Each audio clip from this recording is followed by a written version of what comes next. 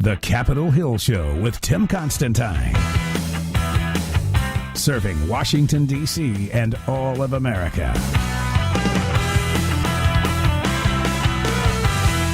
Hi, good afternoon, everybody. It's Tim Constantine from the Capitol Hill Show, joined today by Carly Fiorina. Carly, how are you? I'm great. How are you, Tim? I'm Thanks doing for very having well. me. Thank you very much. Now, your background, of course, is in business, and as we look at the economy, it has struggled, shall we say. There's been growth, but it has been very slow, very anemic.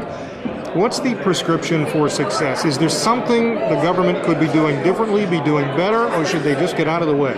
Well, government needs to be doing a lot less of what it's doing because, in fact, the more regulations we pile on the economy, the more complicated set of tax codes we pile on the economy, the more difficult it is for small businesses in the middle class. And you can see that in things like Dodd-Frank. I mean, here we had Dodd-Frank, and what's the result?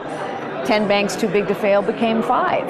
And the community banks, who give most small businesses and most families their loans, the community banks are really struggling. In an economy where the government plays such a huge and powerful role, guess what?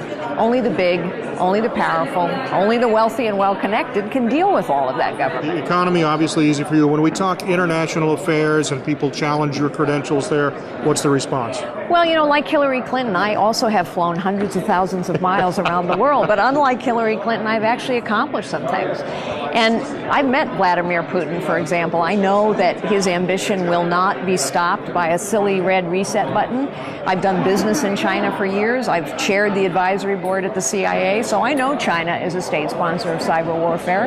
And I know when Bibi Netanyahu, who I have met personally many times, when Bibi Netanyahu tells us that we need to watch out about Iran, we need to pay attention.